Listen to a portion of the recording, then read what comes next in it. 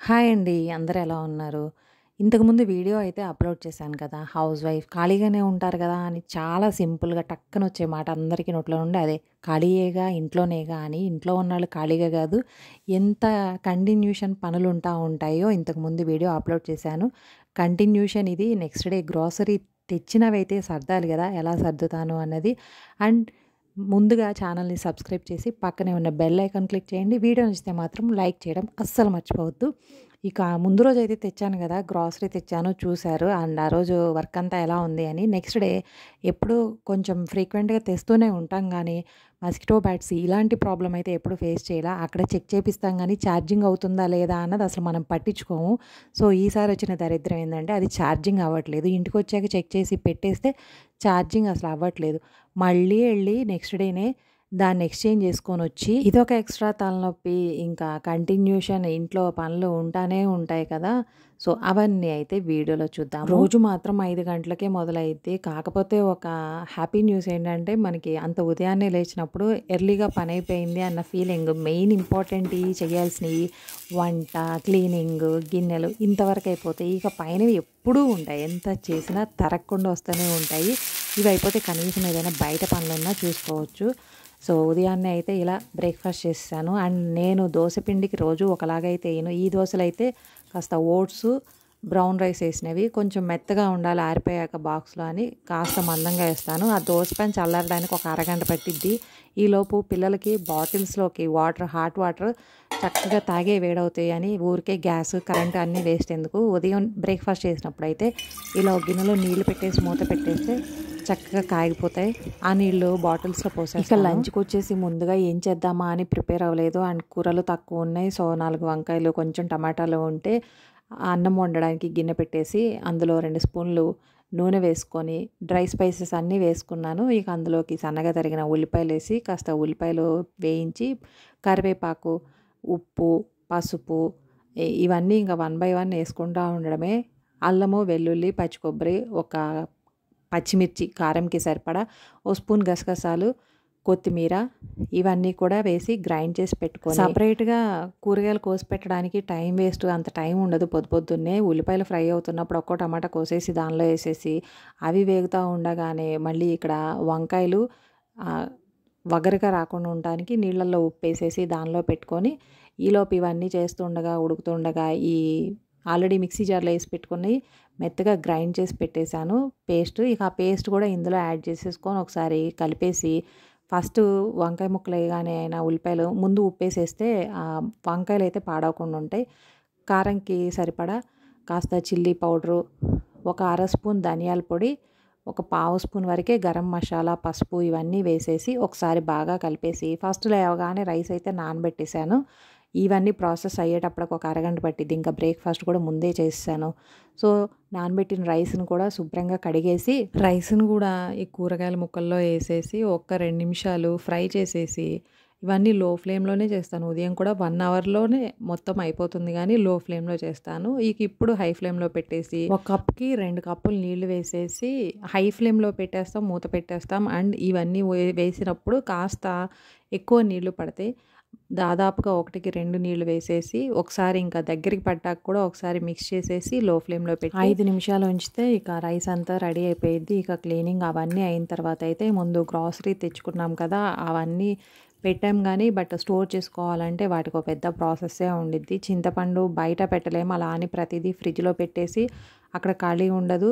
ఇంకా అప్పటికప్పుడు తీసేసి వాడాలంటే ఫ్రిడ్జ్‌లో పెట్టిన చింతపండు అసలు మనం తీయడానికే రాదు. ఇంకా అది నానాలంటే ఎన్ని గంటలు పెట్టిద్దో. అందుకని చింతపండు కాస్త నీళ్ళల్లో వేసేసి ఉంచి ఇవన్నీ ఇక నార్మల్‌గా పనులన్నీ అయిన తర్వాత ఉదయాన్నే ఇవి పెట్టేసుకొని మధ్యాహ్నం అంతా ఈ పనులు సరిపోతూ ఉంటాయి. ఆ చింతపండు గుజ్జు తీసేసి మళ్ళీ దాన్ని కాస్త చిక్కగా ఉడికించి ఉప్పు, పసుపు వరకు వేసి ఉడికించేసి పెట్టుకుంటాను. ఇలా చేసుకుంటే పప్పులోకి కానీ, సాంబార్‌లోకి కానీ అసలు ఏ కూరగాయలు లేక మనకి ముందుగా ప్రిపరేషన్ ఏది లేకపోతే అప్పటికప్పుడు పులిహోరలా చేయడానికి జస్ట్ తాలింపులో ఈ గుజ్జు వేసేసి పోపు గింజలు అన్నీ వేసేసి ఇది ఒక 2 నిమిషాలు వేయించేసి అప్పటికప్పుడు ఇన్స్టెంట్‌గా పులిహోరలాగా చేసేసి లంచ్ బాక్స్‌లకైనా పెట్టేయొచ్చు. సో, చింతపండుని అలా స్టోర్ చేసుకుంటాను. బయట ఉంటే మనం ఎలా స్టోర్ చేసినా కూడా ఇప్పుడున్న క్లైమేట్‌లకి కంపల్సరీ పురుగు వచ్చేసిద్ది. అన్నీ ఫ్రిడ్జ్‌లో తోసుకోవాల్సి వస్తుంది. దీని తర్వాత పల్లీలు కూడా అంతే. నేను టప్పర్‌వేర్ డబ్బాల్లో పెట్టినా కూడా ఆ పల్లీలే అంత క్వాలిటీ రావట్లేదు. మ్యాక్సిమం డీమార్ట్‌లో తెచ్చేవి అయితే ఒక 20 డేస్ వరకు ఉంటాయి. తర్వాత స్టార్ట్ అవుతాయి. సో, ముందు పల్లీలు వేయించుకొని అవి తీసి పక్కన పెట్టుకొని వాటిని ఆరాక పొట్టు కూడా తీసేసి స్టోర్ చేసుకుంటాను. సో, అవి చల్లారాలి కాబట్టి ఈలోగా అదే కడాయిలో ఉప్మా రవ్వ, బొంబాయి రవ్వని కూడా లో ఫ్లేమ్‌లో పెట్టేసి దాదాపు ఇది 5-7 మినిట్స్ అయితే లో ఫ్లేమ్‌లో ఫ్రై అవ్వాలి. మనకి ఆ ఫ్రై అయ్యేటప్పటికి కాస్త కలర్ కూడా చేంజ్ అయినట్టు ఉండిద్ది. అప్పుడు ఇక మనం ఒక 1 ఇయర్ అయినా స్టోర్ చేసుకోవచ్చు. ఇంకా గోధుమ రవ్వ కూడా అంతే. వేయించేసి పెట్టుకుంటే పురుగు రాకుండా ఉండిద్ది. ఈ రవ్వలు మాత్రం ఏ కంటైనర్స్‌లో పెట్టినా మనం డైరెక్ట్‌గా అలా ఉంచామంటే ఒక 10-15 డేస్‌కే పురుగు స్టార్ట్ అయిపోయిద్ది. ఆల్మోస్ట్ ఈ 1 మంత్ ఉండాలి. తెచ్చిన కొద్దిగా అయినా కూడా 1 మంత్ కంటే ఇంకొక 10 డేస్ అలా ఉన్నా అసలు ఇంకా ఆల్మోస్ట్ వేస్ట్ అయిపోతాయి. అందుకని ఎందుకొచ్చిన గొడవ అని ఒకరోజు టైం పెట్టుకొని మాత్రం వేయించాల్సినవన్నీ వేయించి, ఇంకా కొంచెం వేయించిన శనగపప్పును కూడా ఒక్క 2 నిమిషాలే జస్ట్ అలా హీట్ చేసేసి కాస్త వేగిన తర్వాత మొత్తం చల్లారిన తర్వాత ఇలా కంటైనర్స్‌లో స్టోర్ చేసుకుంటే అస్సలు పురుగైతే రాదు. అండ్ ఇంకా కొన్ని పిండులకైతే మాత్రం స్టీల్ డబ్బాల్లో పెట్టేవాటికి, టప్పర్‌వేర్‌లో పెట్టేవాటికి డిఫరెన్స్ ఉండిద్ది. ఇంతకుముందు ఈ కిరాణా స్టోర్ చేయడం అండ్ డబ్బాలు డిఫరెన్స్ ఏంటి అనేదైతే వీడియో అప్లోడ్ చేశాను. ఎండ్ స్క్రీన్‌లో ఇస్తాను చూడండి.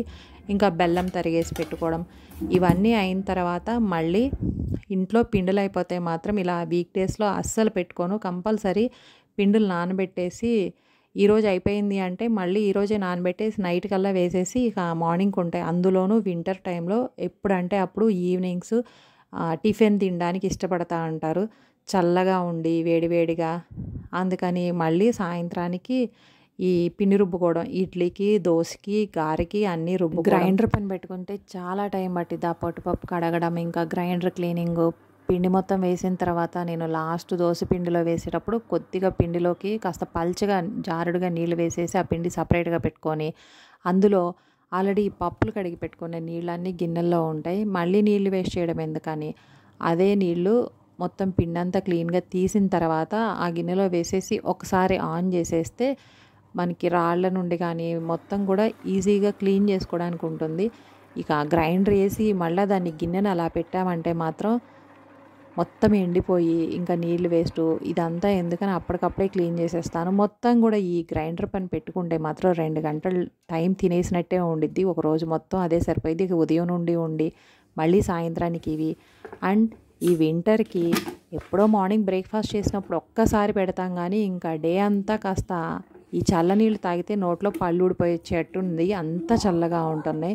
అందుకని మళ్ళీ కెటిల్ క్లీన్ చేయాలి. ఇన్నాళ్ళ నుండి వాడకుండా పెట్టింది కెటిల్ అయితే దుమ్ము పట్టిపోయి లోపల మొత్తం పేరుకుపోయింది. దానిలోకి వాడిన నిమ్మ తొక్కలు ఎక్కువ ఉన్నాయి. లేదంటే ఒక నార్మల్గా నిమ్మరసం ఉన్నది ఒక చెక్క వేసుకుంటే సరిపోయిద్ది.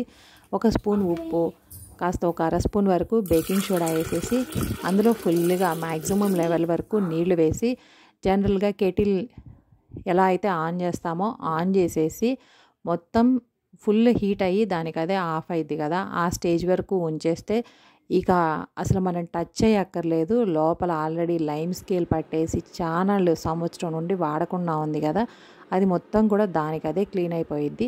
మళ్ళీ ఒకసారి నార్మల్ వాటర్తో క్లీన్ చేసేసి ఇక నైట్ కానీ డే ఎప్పుడైనా కూడా కెటిల్ యూస్ చేయడానికైతే హాట్ వాటర్కి దీన్ని వాడుకోవచ్చు. అవి క్లీన్ చేసుకొని పెట్టుకొని ఇంకా ఇంతటితో అవ్వదు. వీడియో పెట్టుకుంటా పోతే ఏముంది అంటారు. అండ్ హౌస్ వైఫ్స్ అంటే ఖాళీ అయితే కాదు. ఎంప్లాయీ వర్కింగ్కి వెళ్ళాలి అంటే ఎక్కడెక్కడ వదిలేసుకొని వెళ్తాము అండ్ పిల్లల్ని పట్టించుకోవడానికి ఉండదు.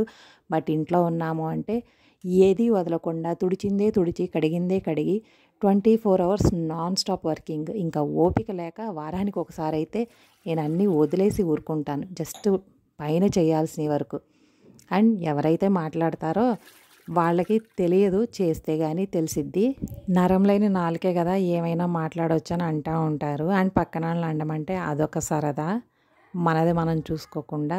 అలాంటి వాళ్ళకైతే ఈ వీడియో చూపించండి. మీకు ఈ వీడియో నచ్చితే తప్పకుండా లైక్ చేయండి, షేర్ చేయండి, ఛానల్ని సబ్స్క్రైబ్ చేయండి. Thanks for watching.